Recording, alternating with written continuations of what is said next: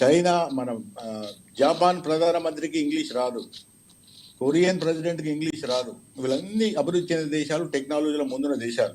English language వచ్చిన దేశాలు చాలా బీద దేశాలు ఉన్నాయి. కాబట్టి ఒక లాంగ్వేజే ప్రామాణికం కాదు. ఎందుకంటే సీఎం ఒకటే పోడు, సీఎంతో ఒక హై లెవెల్ డెలిగేషన్ పోతుంది. రామ్మోహన్ గారు కూడా ఒక విషయం అర్థం కావాలి, ఏంటంటే జయేష్ రంజన్ కేటీఆర్ తోని అన్ని పర్యటనలో అప్పుడు టెక్నాలజీ ఐటీ మినిస్టర్గా ఇండస్ట్రీ మినిస్టర్గా జయేష్ రంజన్ గారు కేటీఆర్ గారితో పోవడం జరిగింది. అదే జయేష్ రంజన్ గారు ఇప్పుడు ఐటీ ఇండస్ట్రీ సెక్రటరీగా ఆయన కొనసాగుతున్నాడు. వాళ్ళు కూడా వీళ్ళతో ఉంటారు అన్ని విధాలుగా. అంటే ఆయన ఒక సీఎం పోయిందంటే సీఎంకు అనేక విధాలుగా సాయం చేయడానికి సలహా బృందాలు ఉంటాయి, సహాయ వర్గాలు ఉంటాయి. కాబట్టి సీఎంకి ఇంగ్లీష్ వస్తా రాదా అనేది అక్కడ అవసరం లేదు.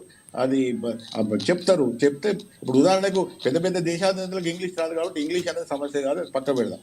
నేను దాని మీద కూడా పెద్ద వ్యాలిడ్ పాయింట్ కాదు.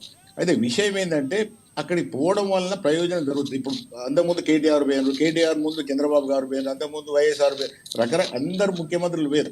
అయితే ఇక్కడ మనం అందరం కూడా రాజమౌళి గారు కాంచెలు కూడా నేను చెప్పే విషయమే, అభివృద్ధి అనేది దీర్ఘకాలకు సంబంధించిన విషయం. అది ఒక్క ముఖ్యమంత్రి హయాంలోనో లేకపోతే ఒక్క పార్టీ హయాంలో జరిగేది కాదు.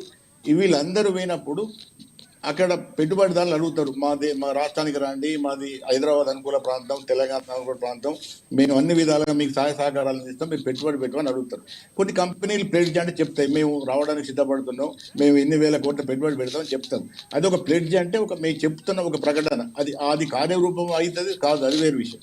అయితే ఇక్కడ విషయం ఏంటంటే ఎవరు గొప్ప, ఎవరు ఎక్కువ, ఎవరు తక్కువ. కేటీఆర్ అప్పుడు బ్రహ్మాండం కలిగింది, రేవంత్ రెడ్డి అప్పుడు కింద పడి. ఇప్పుడు ఇంకొకటి ఏంటంటే నేను రాజకీయాలు మాట్లాడదలుచుకోదు కానీ మళ్ళీ రాజకీయాలకి పోతున్నా.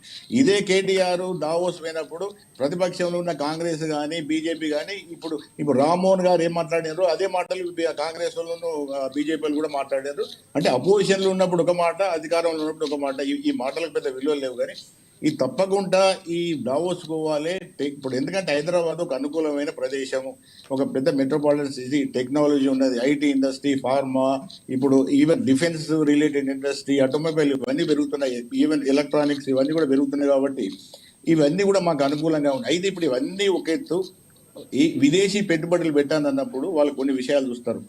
ఈ దేశంలో శాంతి భద్రతలు బాగున్నాయా, పరిపాలన ఏ విధంగా ఉన్నది, తర్వాత ఇన్ఫ్రాస్ట్రక్చర్ డెవలప్మెంట్ ఏ విధంగా ఉన్నది, ఇవి హ్యూమన్ రిసోర్స్ ఏ విధంగా ఉన్నది, ఇవన్నీ చూసుకొని మాకు లాభం వస్తుందా, మాకు కాంపిటేటివ్ ఎడ్జ్ ఉంటుందా, ఇక్కడ ఎటువంటి వనరులు ఉన్నాయో చూస్తారు. ఆ వనరులను మనం ఒకవేళ మంచిగా చేసుకొని ఇన్ఫ్రాస్ట్రక్చర్ డెవలప్ చేసుకొని, హైదరాబాద్ సిటీలో ఇన్ని అనుకూలమైన అంశాలు ఉన్నాయి, మీకు ఇక్కడ హ్యూమన్ రిసోర్సెస్ ఉన్నాయి, మంచి టెక్నాలజీ ఉన్న మంచి స్కిల్డ్ స్టూడెంట్స్, లేబర్ మీకు దొరుకుతారు, ఇండస్ట్రీకి ఎంప్లాయీస్ దొరుకుతారు, సరైన వాతావరణం ఉన్నది, ఇంటర్నేషనల్గా సెక్యూరిటీ బాగుంటుంది, ఇక్కడ ఏవి ప్రమాదాలు ఉండవు, ఇక్కడ ఎటువంటి భూకంపాలు రావు, తుఫాన్లు రావు, వాతావరణం కూడా బాగుంటుంది, మా పరిపాలన కూడా బాగుంటుంది, లా అండ్ ఆర్డర్ బాగున్నది, ఇంకా ఇన్ఫ్రాస్ట్రక్చర్ మేము బాగా డెవలప్ చేస్తున్నాం మీకు చెప్పుకొని మాకు ఈ అనుకూలమైన అవకాశాలు ఉన్నాయి కాబట్టి మీరు ఎక్కువ పెట్టుబడి పెట్టుకొని. ఇప్పుడు గుజరాత్ వాళ్ళు అదే చేస్తారు, మహారాష్ట్ర వాళ్ళు అదే చేస్తారు, కర్ణాటక చేస్తే, తమిళనాడు, ఆంధ్ర, తెలంగాణ. అంటే పాపిరెడ్డి గారు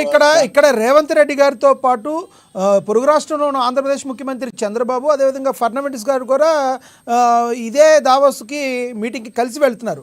ఈ క్రమంలో అసలే రేవంత్ రెడ్డి అంటే చంద్రబాబు నాయుడు శిష్యుడు అని ఒక ముద్ర వేసే ప్రయత్నమో లేదంటే ముద్ర వేసే మాటలు ఉన్న ఈ రోజుల్లో, మరి రానున్న రోజుల్లో ఈ తీసుకొచ్చే క్రమంలో ఏమన్నా ఆంధ్రప్రదేశ్కి ఏమన్నా ఎక్కువగా వెళ్తే రేవంత్ రెడ్డి గారికి ఇదేమన్నా నెగిటివ్ అయ్యే అవకాశం ఉందంటారా? ఇది ఒకటి లక్ష్మీనారాయణ గారు, ఇదేదో చంద్రబాబు గారి లేకపోతే రేవంత్ రెడ్డి గారి పెట్టుబడిదారులు అక్కడ మల్టీనేషనల్ కంపెనీస్ మన అందరినీ కూడా సమగ్రంగా అర్థం చేసుకుంటారు. ఏ రాష్ట్రంలో ఏ సదుపాయాలు ఉన్నాయి, ఏ పెట్టుబడులు పెట్టడానికి అవకాశం ఉన్నది, ఎటువంటి కంపెనీలు రావడానికి అవకాశం ఉన్నది అనేది చూస్తారు. కానీ ఇక్కడ చంద్రబాబు గారు వేనరా, రేవంత్ రెడ్డి గారు వేనరా, ఫడ్నవీస్ వేనరా, అంతకుముందు కేటీఆర్ వచ్చారు, వాళ్ళకి అది అవసరం లేదు. ఇక్కడ ఉన్న అవస్థాపన అంటే ఇన్ఫ్రాస్ట్రక్చర్ ఫెసిలిటీస్ ఏ విధంగా ఉన్నాయి, మేము ఇక్కడ ఇన్వెస్ట్మెంట్ చేస్తే మా ఇన్వెస్ట్మెంట్ మీద రిటర్న్స్ ఎంత వస్తాయి, అంటే లాభాలు ఎంత వస్తుంది, మా కంపెనీస్ ఎంతవరకు బాగా పనిచేయడానికి అవకాశం ఉంటుంది, కాంపిటేటివ్ ఎడ్జ్ అంటారు. అంటే పోటీ ప్రపంచంలో ఇక్కడ కంపెనీ పెట్టడం వల్ల ఇక్కడ తయారయ్యే వస్తువులు ప్రపంచంలో ఏ విధంగా అమ్మడానికి, తక్కువ ధరలో అమ్మడానికి, ఎక్కువ లాభాలు చేసుకోవడానికి అవకాశం ఉంటుంది. అవన్నీ చూస్తారు. కానీ ఈ పక్కన చంద్రబాబు గారు ఉన్నాడు, ఈ రేవంత్ రెడ్డి గారు ఉన్నాడు, ఇవన్నీ వాళ్ళకి అవసరం ఉంటుంది. ఇవన్నీ పనికి లేని రాజకీయాల కోసం మాట్లాడతారు. అందుకోసమే దయచేసి మీరు కొన్ని విషయాలలో ఈ రాజకీయ నాయకులు పిలవకండి. నేను లక్ష్మణ వేరే ఉద్దేశంతో అంటలేదు. ఇటువంటి ఇంపార్టెంట్ విషయాలు మీరు ఎక్స్పర్ట్స్ పిలిచి మాట్లాడియండి. రామ్మోహన్ గారు సచ్చినా కూడా కాంగ్రెస్ మంచుకున్నదని అన్నాడు. శివలాల్ యాదవ్ గారు సచ్చినా కూడా టీఆర్ఎస్ బాగున్నది ఆయన అన్నాడు. ఎందుకు ఇవన్నీ ఉట్టి మాటలు ఇవన్నీ? రైట్, వచ్చేది మళ్ళీ వస్తాం మీ దగ్గరికి. రామ్మోహన్ గారు రియాక్ట్ అవ్వాలి మీరు. రామ్మోహన్ గారు ప్లీజ్. ఇప్పుడు పెద్ద చెప్తాను, ఎట్టి పరిస్థితుల్లో మేము టీఆర్ఎస్ కాబట్టి టీఆర్ఎస్ పార్టీ గురించి మాట్లాడారు. దాంతో పాటు సమకాలీన విషయం గురించి మాట్లాడతామన్నా. ఇప్పుడు కాంగ్రెస్ పార్టీ ఒక్కసారి ఆలోచన చేయండి. మీరు కాంగ్రెస్ పార్టీ తెలంగాణ వైపు ఎన్నడన్నా ప్రేమగా చూసిందన్నా? గతంలో రాజశేఖర రెడ్డి గారు కావచ్చు, కిరణ్ కుమార్ రెడ్డి గారు కావచ్చు, తెలంగాణకు దమ్మిడి రూపాయి అన్న వ్యక్తులు వాళ్ళు. మనం దానిపైన ఆలోచన చేయాలి. ఈ రోజు రాజమౌళి గారు మాట్లాడుతున్నారు, పెద్దలు పూర్తిగా టీఆర్ఎస్ పార్టీ కార్నర్ చేసి మాట్లాడుతున్నారు. కాంగ్రెస్ పార్టీ ఏదో గొప్ప, రేవంత్ రెడ్డి గొప్ప మనిషి అంటున్నాడు. రేవంత్ రెడ్డికి మళ్ళీ మేము ఏమడుగుతున్నాం, మేము ఒక్కటే మాట్లాడుతున్నాం. ఈ రోజు దావోస్ అమెరికా పర్యటనకు పోయిన తర్వాత 40,000 కోట్ల పెట్టుబడి తీసుకొచ్చినా ఏడబెట్టిండు 4 రూపాయలు అనేది చెప్పమని చెప్తున్నాం. అంతేగాని నువ్వు ఎందుకు పోతున్నావు అంటారు. పోనీ ముఖ్యమంత్రి రోజు ఎక్కడికైనా ప్రపంచంలో తిరుగు కాదంటలేవు. ఇంకోటి భావ ప్రకటన స్వేచ్ఛ శివాని అంటున్నాడు. మనకు నేను ఈడ పరిపాలన ముఖ్యమంత్రిని, నేను నీకు ఇది చేయగలుగుతా అని ఆయనకు అర్థమయ్యే భాషలు చెప్పకపోతే, నీ కాన్ఫిడెన్స్ నీకు లేకపోతే ఆయనకి ఏం అర్థమవుతుంది? ఇప్పుడు తెలంగాణ పట్ల మీరు ఒకసారి నెంబర్ తీయండి. నేరేషన్ క్రైమ్ రేటు 50% పెరిగిపోయింది అన్ని రంగాల్లో పట. సివిల్, పొలిటికల్, డొమెస్టిక్ మొత్తం కూడా గృహహింస, అన్ని కేసులు, మహిళల పట్ల అగచాట్లు అన్ని పెరిగిపోయినాయి. మొత్తం క్రైమ్ రేట్ అంతా 60%, 40%, 30% పెరిగింది విభిన్న దాంట్లలో. కాబట్టి ఇవన్నీ గమనిస్తా అన్న. ఇంతకు పెద్దలు చెప్పారు, పాపిరెడ్డి గారు చెప్తా ఉన్నారు, ఈ యొక్క భౌగోళిక పరిస్థితులు, మేము ఇచ్చే ఒక పరిపాలనలో మేము మీకు కల్పించే సౌకర్యాలు ఇవన్నీ బట్టి చూస్తాను. నేను కూడా ఇంత అదే చెప్పడం జరిగింది. ఇక్కడ మా దగ్గర మ్యాన్ పవర్ ఇంత ఉంది, మా యొక్క భౌగోళిక పరిస్థితులు ఉన్నాయి, ఈ ప్రాంతంలో మీకు మేము భూమి ఇవ్వగలుగుతాం, ఇవన్నీ కూడా చెప్పి వాళ్ళని తీసుకురాగలగాలి. ఇక్కడ ఎప్పుడైతే కాంగ్రెస్ పార్టీ మీద దేశం మొత్తం ఇక్కడ కాంగ్రెస్ రామ్మోహన్ గారు బాబోయ్ పులి సామెత మీకు తెలిసే ఉంటుంది, బాబోయ్ పులి అని. మనం ఏదైనా ప్రభుత్వం ఒక ప్రతిపక్షంలో ఉన్నప్పుడు రాజకీయం ప్రతిదీ చేయకుండా ప్రభుత్వం చేసే మంచి పనిని గుర్తించారనుకోండి, మీరు ఏదైనా విమర్శిస్తే దాన్ని యాక్సెప్ట్ చేస్తారు ప్రజలు.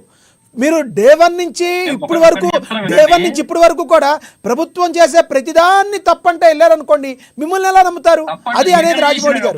గుర్తుపెట్టుకోండి, మీరు ఏం మంచి పని చేసి ఒకటి చెప్తే తప్పకుండా స్వాగతిస్తాం. ముఖ్యమంత్రి గారు షాలో కప్పి దండం పెట్టొస్తాం. ఏం మంచి పని అది శివలాల్ గారు చెప్తారు. ప్రగతి భవన్ వినండి, ఒకటి చెప్తున్నాను, చెప్పండి.